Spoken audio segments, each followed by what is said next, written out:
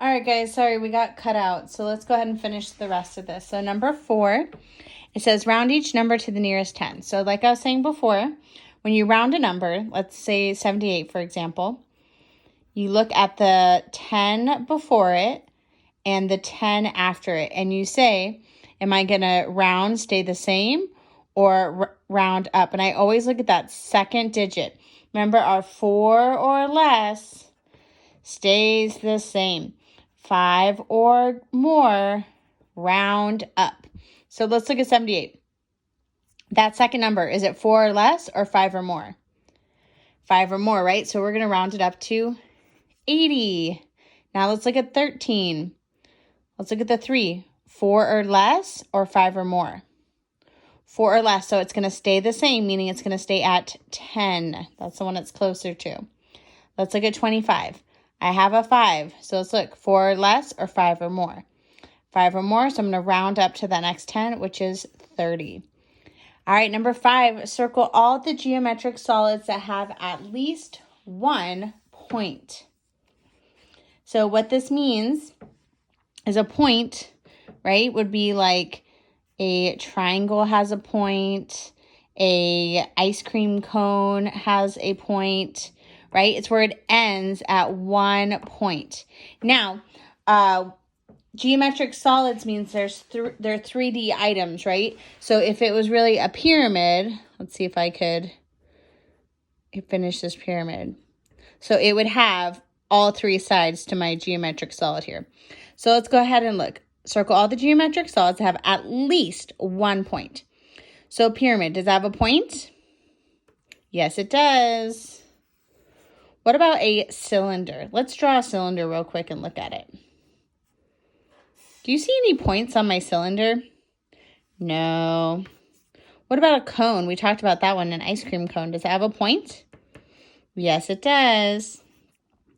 Let's look at a sphere. Now remember, a sphere is like a ball, like a kickball. Does that have a point on it? No. What about a cube? Let's try to draw a cube here. Does a cube have a point on it? It does have corners, but it doesn't end in a point. So we're going to go ahead and cross out cube. All right, and then on number 6, we're going to go ahead and use our tricky lines. Bring down my decimal, $sign, tricky lines. Okay. So the first one is subtraction. So I always look at my ones first. Can I subtract 8 things from 2?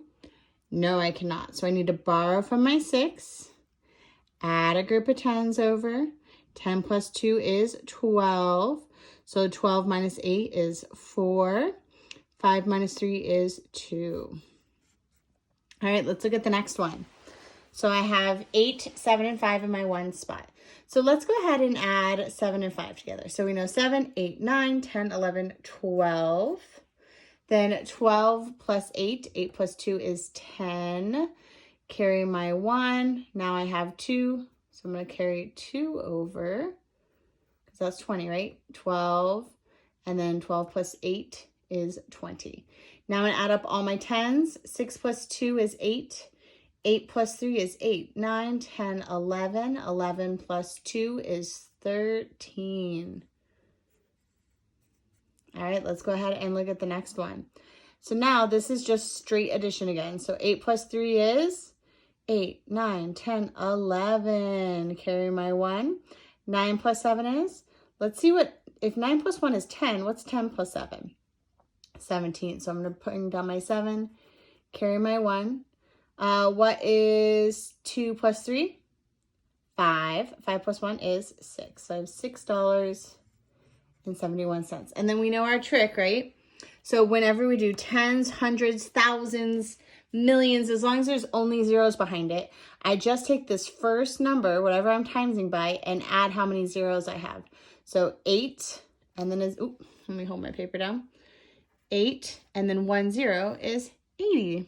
3, and then how many zeros do I have? 1, 2 is 300.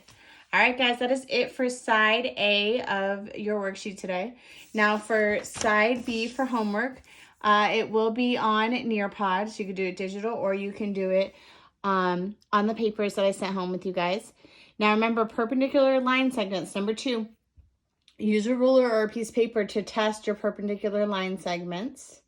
And then this one says, circle all the geometric solids that will roll. So if you want to draw out those solids or look at those solids and see if you rolled them, see if they roll. So like a pyramid. Do you think a pyramid would roll? No. So let's go ahead and cross that one out already.